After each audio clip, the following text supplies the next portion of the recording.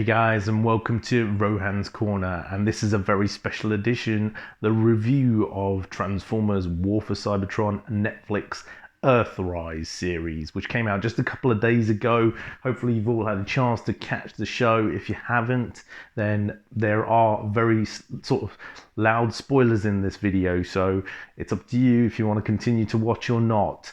I recommend that you watch the show. If you want to see what it's all about, then continue to listen and see. But basically, this is my likes, gripes, and observations from the Earthrise series.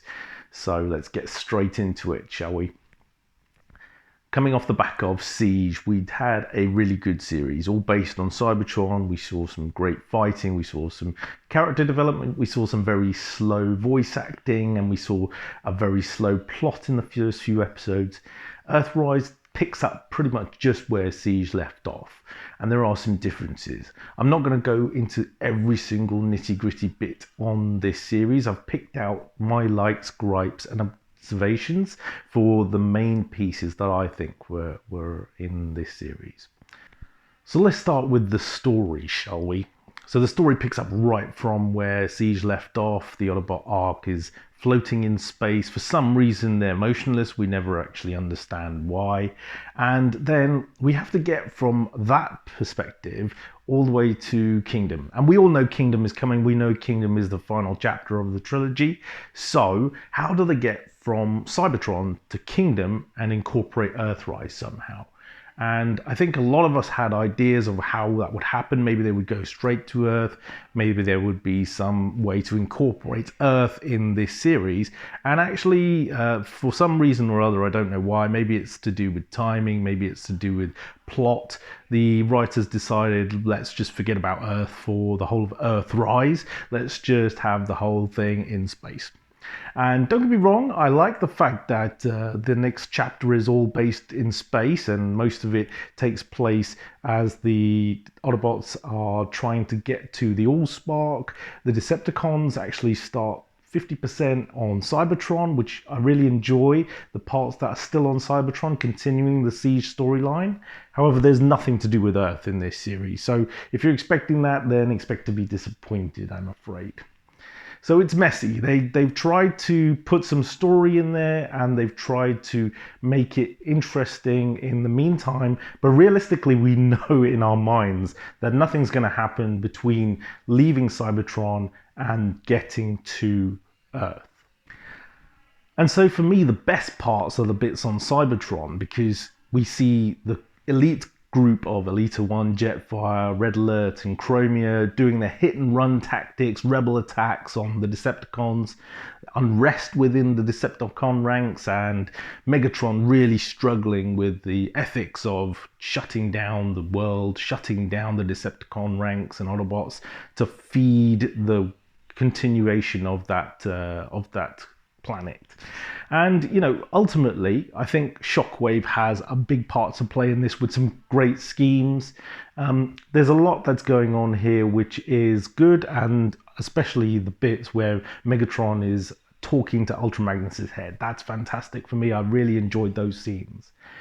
There was this void they had to fill, and between, you know, leaving Cybertron and a Decepticon Autobot battle in space, followed by Kingdom starting, and so for some reason the writers decided it would be a good idea to have this concept of dead space. I'm not a fan of that concept, to be honest with you. I think it's kind of pointless, especially the way it was depicted with Skylynx's character and Galvatron's character. I'll come back to those guys when I talk about the characters, but ultimately it just didn't do it for me. It was kind of nothingness. They could have been better served going to another planet or doing something different. And there was a really good opportunity right there where they had the space station, the Nebulon space station, to interact with Nebulous, or to interact with another world, you know, going through the space bridge. 42% it was of the station was stuck through the space bridge. There was so much there they could have done with that. Personally, for me, I think that was a great element, sticking the space bridge stuck on with the station halfway through it. It brought a lot of interesting themes to it, and I'll talk about those later when I talk about the themes. But the dead space piece wasn't for me. Galvatron was interesting. How did he get there? What was he doing there? Unicron sucks him back later. He tries to help Megatron. We're not really sure why. Is it because he is Megatron? You know, is it the old Generation 1 storyline? They kind of hinted at that, but it's hard to know. And it doesn't really make too much sense. They fight, they disagree, and Megatron kind of takes his point in some way. And this brings me to the last point on the storyline, which is that Skylynx and Galvatron are almost throwaway characters. Along with Scorponok, you could probably write them out the script and nobody would actually even have known they were there. The same goes for the Quintesson as well, to be fair, because I don't think we'll see them again in Kingdom, to be honest with you, and I don't think they'll have any impact on the storyline whatsoever. Maybe Galvatron with Unicron, hopefully, fingers crossed, but realistically, probably not. Let's talk about the general sort of running of the show. How is it different from Siege? Well, the pace has improved. There is definitely an increase in activity. Things are going on all the time. New ideas are sparking. They don't always finish well. They start well, but they don't always continue well. The fight scenes, I found they were still poor in places and very slow and mechanical, and yeah, they didn't have any pop to them. Some of the animation was really bad, and we saw that in Siege when Prime was driving away from the Guardians. The same sort of thing with Galvatron, where you can see they cut corners and it wasn't brilliant. And those half-baked ideas, you know, Scorponok's idea to have him on the station was great, but there was no backstory to it, or it wasn't explained well. And there's just too much talking, especially the bits in Dead Space. Skylynx's character is cool, but he just talks. He doesn't do anything else. He talks, he gets shot, and that's it. Before I talk about the characters, let's talk about some of what I deem to be the underlying themes of this series. And I kind of get the impression it goes in chunks, sort of by episode. First and foremost is a theme linking in with Prime and his character for me, and that is a very strong Beast Machines theme. And it's Beast Machines Prime that links in, or Primal, Beast Machines Primal that links in with Optimus Prime in this series. He's superstitious, just like in Beast Machines, where he believes in the Oracle and he believes in the sparks being organic at heart and so on and so forth. He's unsure of himself, just like in that series where Cheetor almost takes over the leadership at times because of Primal's ineptitudes and unsure nature. And it's the same here in Earthrise. Don't get me wrong, I like the fact that Prime is not sure of himself. I like the fact that he's not the finished article, but he makes some massive mistakes. And, you know, we arc back to Siege when he decides to take the Allspark off world, even though lots of people say to him, but if you take it off world, it's going to kill Cybertron. And he's like, we won't let that happen. And what happens? That happens. And you're like, well, what did you plan for this, Prime? Nothing. I just went out and did stuff.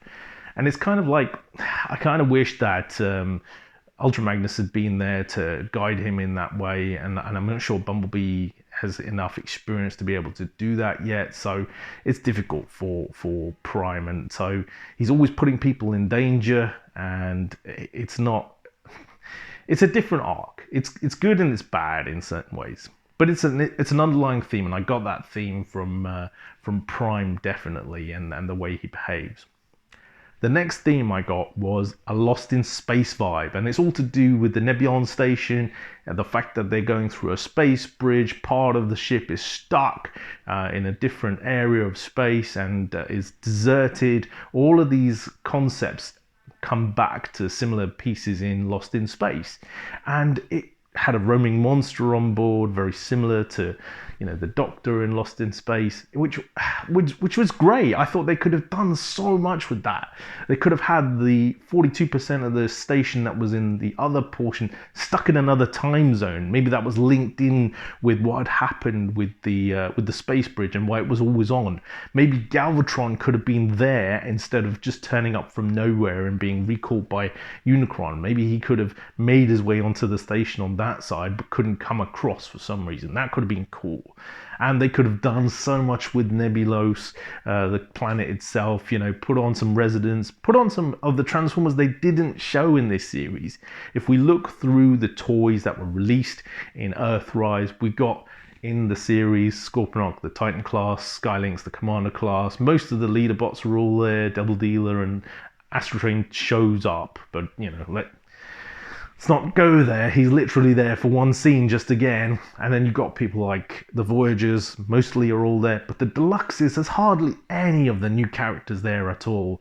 And you're thinking, even if you showed them on the station as dead, that would have been cool. You know, we could have seen Sunstreaker. We could have seen Fast Track with Scorponok. We could have seen so many of those characters run about and run amok. Could have been on the station in the future with Galvatron. Who knows? You know, there's some great ideas there that just went untapped. And so that really annoyed me, you know, that they had started this great idea but not finished it well. Scorponok sort of roams around and attacks the Autobots and Decepticons and have these great fights. It's almost like 2 episodes long and nothing really more happens. So it's not ideal, but it is what it is. The next theme that runs through is when the Autobots run into the Quintesson Odysseus and the Double Dealer and the Mercenaries. So the Mercenaries pick up the Autobots, they take him in to see Odysseus, and it's nice that you get to see the Quintesson ship and everything like that. But, you know, as soon as we start talking to Odysseus, it becomes very clear that they haven't thought this through very much, Hasbro and Rooster Teeth, or whatever it's called, the animation studio, because they've just kind of stolen the theme from Energon. And this is what I get through is the Alpha Q and Scorponok theme from Energon. Alpha Q trying to rebuild his home world, and Scorponok the last remaining survivor of his world. These are concepts that they've pretty much picked up straight away, put them straight into Earthrise, and it is what it is there again. And the crazy Quintesson doesn't really know what he's doing. He starts off really well. He's got his 5 faces. They're all sort of arguing as you expect them to and giving out their ideas. And then he says, oh, we need consensus. And he's going away into the back and he's ripping off his faces. Why? It doesn't make any sense. You've had 5 faces for millions of years, and then all of a sudden you meet some Autobots and you rip your faces off. It really pained me to watch that scene. And they could have had him desecrating another Quintesson. That would have made far more sense. He's going away to work on his anger issues. He's going away to work on his therapy, talking to that Quintesson, ripping off his head. That would have made so much more sense. And Scorponok's character was just really kind of dim. Didn't really understand what he was doing, why he was attacking everyone. Yeah, okay, he's a Scorpion, but we'll come back to him later when we talk about the characters. And the last theme that ran through this series was the Studio Series, it is Studio Series 86 movie theme. Now we all know Studio Series 86 is landing very, very soon in the UK, and those characters are coming through, and we're going to see those toys in the shops in a couple of weeks. And so everybody knows there are buttloads of movie quotes from the original G1 movie thrown into here, and it's fan service ultimately. You know, some of them are cool. It's nice to hear some of the quotes. It's nice to hear them get them right rather than so off, but it's just there to sell the toys, and you know, that's what it is. So that's the final theme I picked up on in this series. Right, let's talk about the characters, because this is where, you know, the meat is, shall we say. So Prime, he's annoying as hell. Can't stand him. Want him to die. He makes those mistakes all the time. He only trusts a few Autobots for some reason. Why? It's always Elita 1, which, okay, kind of makes sense with the relationship. Bumblebee? Why is he trusting Bumblebee all of a sudden? This scavenger from nowhere who he didn't know 5 minutes ago. He's got all these other bots at his disposal who have served him for years, millennia, who knows, and he doesn't trust them to do anything. You know, occasionally he calls on Hound or Wheeljack or Ironhide, but it's for one thing, and he says their name, they do it, and that's the end of it. His character got into several fights, Prime, with Megatron, and every time it looked like he was gonna die, and I was almost like, oh, he's gonna get blasted, he's gonna get killed, he's gonna get turned into Nemesis Prime. And no, nothing happened. He just kept on fighting, and either he let Megatron go or Megatron let him go, and it was, yeah, all right, this is going nowhere.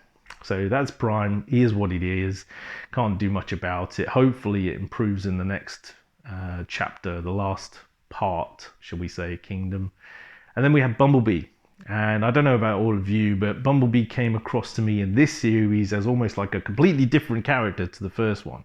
First and foremost, he is a hot rod wannabe. He's trying to get into every fight with Prime and Megatron. He's trying to have his, say in everything now, and it doesn't make any sense. 2 minutes ago, you didn't care about the fight. Okay, fine, you got the Alpha Trion protocols embedded in you, and now they've been wiped out, so you don't have them anymore.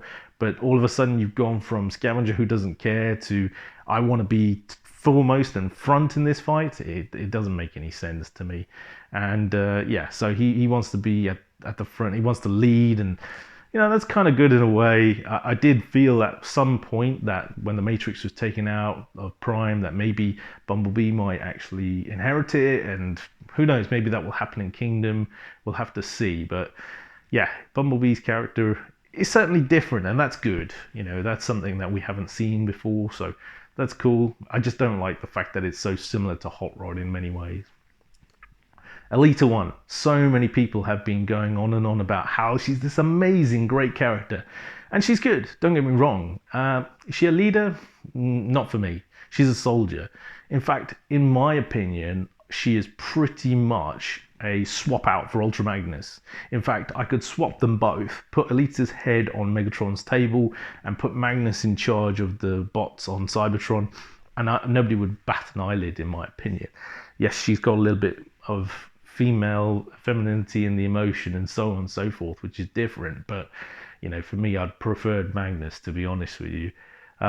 She's much better than Prime, and from Siege to Earthrise, she improves massively as a result of Prime not being around her.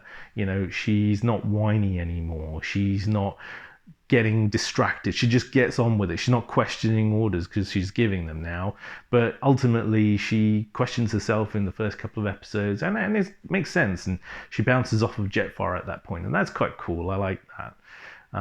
But she hasn't really progressed in any way for me. From Siege, she's the same character, just a soldier for me. Yeah.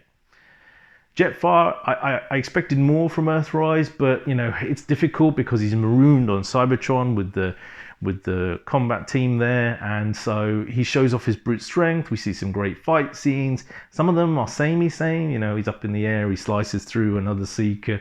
Like, okay, another Seeker's died, great, fantastic. Some of them he shoots with his missiles, and some of them he shoots with his actual lasers, which is cool. But ultimately, he hasn't progressed any much since Siege. He's still scowling. I don't know why. The voice actor is very raspy, and his speech is still way too slow. But I still really like him. I think he's one of the breakout characters of this trilogy. So yeah, he's great. Megatron, probably the best character we've had in Earthrise, and has progressed massively from Siege. In Siege, he was just, I'm gonna take over, and I did everything. I came out from the pits, and I lead the people, and that's great. But now he's adding more intelligence and emotional intelligence to his brute strength and everything he did there. It's a great struggle that you see in the first couple of episodes with him and the other Decepticons, especially with the refractors, whatever you want to call them, understanding whether or not he should shut down parts of Cybertron to fuel his Nemesis project, which is great, by the way, fantastic. But at the same time, there's the whole scenes with Magnus, which I loved, and he wants to kill Prime at all costs. That's great. I've got those undertones there. That's fantastic. I do wish there was a little bit more about him and wanting to revive Cybertron. It's not coming through as much for me. And the scenes with Starscream are good, but they're pretty much just G1 all over again. And then every other series we've had, animated Prime. There's no quirk to it. It is straightforward. Starscream's trying to rise up, and Megatron just shoots him down, which is okay. It's nice to have that in there, but I'd just like a little twist on it. Something a little bit different. As I say, Starscream is classic Starscream. What else is there to say about him? He questions orders. He wants to be the top man. He thinks he knows everything. He tries to take over. He fails dismally. And there was a great opportunity for him to say some of the lines in Generation 1 which didn't come out. There could have been leading androids to a picnic and so on and so forth, but no, it wasn't to be. Shockwave has really improved in Earthrise. You know, in Siege, he was this sort of sulking character in the background giving Megatron suggestions, and now he's almost getting to the point where his devious plans are getting so devious that maybe he might even try his own leadership run.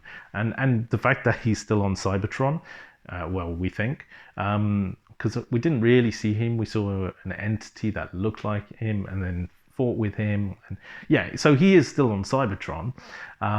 It could be the case that he ends up leading the Decepticon army on Cybertron against Alita for the final series. We'll have to see, because you know it's Kingdom, and who knows, they might harp back to it, they might not, they might just leave it completely. Earthrise, because they had this inconsistency of no other planet or no other main storyline, just the space piece, you know, they had the time to go back to Cybertron. So we'll have to see on that. But yeah, he has a great, hurtful but efficient character, which is really deep, and maybe he could become a backstabber like Starscream, but for different ways. You know, reasons. He's got no emotion, which is great, and comes up with these cynical ideas, which I really like. Killing all the inhabitants of Cybertron to feed the Nemesis project and to feed the planet's continuation was another hark back to the Beast Machines theme that I mentioned earlier, and I really enjoyed that. Double Dealer, it was nice to see the Merc and him leading those mercenaries. They don't explain why he helps Prime. I mean, he doesn't get paid, but why should he help Prime? He's got too short a period for me. He doesn't really come across as he's going to play both sides. He doesn't really do anything significant other than, you know, picking up the Autobots as they're flying motionless through space and taking them to the Quints. You know, for me, I think they could have done more with him, considering how much airtime he got. Yeah, and I don't think we'll be seeing him again, so that's a shame. I'm going to give a quick honourable mention to Bugbite and Exhaust, two of the Mercs. The Coneheads were there too, but they rarely got to say anything or do anything. But Bugbite and Exhaust actually gave a little bit of comic relief to the show, which was nice. And to see them complaining, a little bit of banter there, and the whole ugly one thing, that was pretty good. I really liked that. So yeah, that was good. Decius the Quintesson. Where do we start? Decius the Renegade. I mean, they gave him a name. I think that's probably the best thing they did with this series, was give him his own unique name, identity, and he claimed that he's the one who saved the Transformers race from slavery. I don't get that. It doesn't make any sense.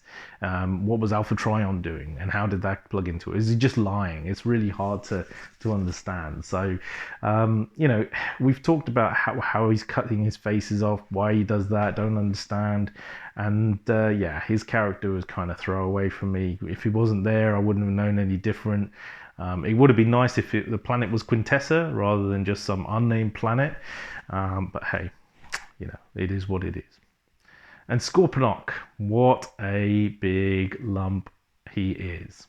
Oh wait, no he's not. He's only about 1.5 times bigger than the rest of them. That makes no sense. Where is the scale? I mean, even when Mirage projected his hologram of Omega Supreme next to Scorponok, I'm thinking, hang on a minute. In Siege, Omega Supreme was humongous. You could probably not have put Megatron next to his foot and seen him. So why is it all of a sudden the case that we've got another Titan here who's almost, you know, just 1.5 or 2 times bigger than the regular Voyagers and Deluxes? It made no sense. And what made him a Nebulon? You know, he says he's from Nebulon. He says he's the last survivor, but that's it. Nothing more. You know, is there Zarak in there? Is there some differentiating factor? He's too thick to actually get anything across, so it's really difficult. And there's a moment where Megatron's talking about his fight with the Decepticons and coming through the pits and so on and so forth, oppression and slavery, where Scorponok almost picks up on it, and you think, hang on a minute, is Scorponok going to follow Megatron? And that would be cool, but no, it doesn't happen. So, what can we say? And then on to the bit part characters, the guys who don't get enough time, in my opinion. So we got Mirage. Why does he do holograms as well? Why does he split himself into multiple versions of himself? Why does he do everything that all the other characters did in Generation 1? He seems to do. His power was invisibility. And it doesn't make any sense. He's stealing Hound's power. He's stealing maybe bits of Skywarp's teleportation capability or whatever. It's like the writers have just picked him and said, right, we'll give him all the powers. And don't get me wrong, I love Mirage. He's a great character. He barely says anything in this series, but it would be nice. The Hound is right there. He's doing nothing. He's had no lines. He could have had him making the Mirage of Omega Supreme. It would have made sense, but no, they got that wrong. And Red Alert, I really like Red Alert. He is bringing some comic relief to the characters there on Cybertron, and he's the one who's saying, let's go for it, and he's all pumped up. It's brilliant. I mean, it harps back to me that his character is a bit like Transformers Prime's Ratchet character, the old grumpy guy, but then he actually gets excited, and he's a bit on the edge. He's not really a fighter, but he wants to be, and it's pretty cool. I like that character. And so the rest of it, what about the Nebulons? Don't know. We talked about that. They missed a trick on the station showing potentially other characters that could have been there mentioned before. And Astrotrain, well, what a joke. For a character who is supposed to be a leader class, to just put him in the background in 2 scenes in the first series and this series, is just bad. It's not good. So it sounds like I've got a lot of gripes with this series, and rightfully so. I do have a lot of gripes. However, at the same time, the things could have been done so much worse. They could have put humans in. They could have had them crash onto Earth in modern day or whatever, and it would have been pants. It would have been same. So I appreciate the fact that it's been in space. I appreciate the fact that the mercenaries were introduced, and we had that other aspect there, the other faction, if you like. And so there are some good things to say about this series. It's definitely still not one of the worst Transformers series we've ever had. In fact, it's probably still one of the better ones. If I were to rank it, in my opinion, it would probably go below the original RID series in 2000, but above something like the new RID 2015 series, and above Cyberverse and those sorts of shows, even above the Prime trilogies for me, because they just made no sense.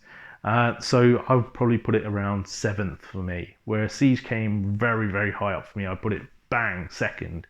This has come down a peg. There are some improvements, and it's definitely worth watching. It's only 6 episodes, and that's kind of the Achilles heel of a lot of this, is that it is only 6 episodes, and they've tried to pack a lot in. They've tried to put things to move forward, but they've spent time probably where they didn't need to spend time, and putting in characters like RC who did nothing, Cog, who, actually I really like the fact that he dies at the end, but what was the point of him? I don't know. And all the clones, I still can't stand them. The Ironhide clones with Decius, what was the point? Where were the Alicons?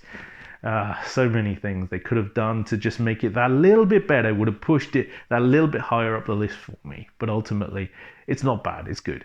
And let's talk about the end. So the ships crash onto what we presume is Earth. We see Dinobot, and at first it just looks like another little velociraptor dinosaur, but then we see his eye flip back and the electronics and the scanning going on, and you're like, hang on a minute. And obviously we saw the Beast Wars element of the golden disc being given from Galvatron to Megatron, although it disappeared. So what does that mean? And the Nemesis ship, what's happening with that? Is it still in space? Is it going to fall down? Is it going to remain there? It'd be cool if they incorporated the heart of Nemesis somehow. I don't know how they would do that, but that would be cool. And it was great that we got the Nemesis, so I'm fingers crossed that we're going to get the Ark as the next Titan, and the following one will be the Nemesis. That would be amazing. And the rumors are that the following series from Kingdom is still going to be a sort of a blended Generation 1 series. So if that is the case and we do get Nemesis, amazing. So, rounding it off, final thoughts. Great show, enjoyed it. Not as good as Siege for me, but still very watchable, still very entertaining. And if you haven't seen it, go out there and watch it. Hopefully you've seen my review and you like it. And so keep following Rohan's Corner, and I hope to see you all soon. Happy New Year. Enjoy. Ta-da. Hey boys, we've been rumbled. Well, let's bounce.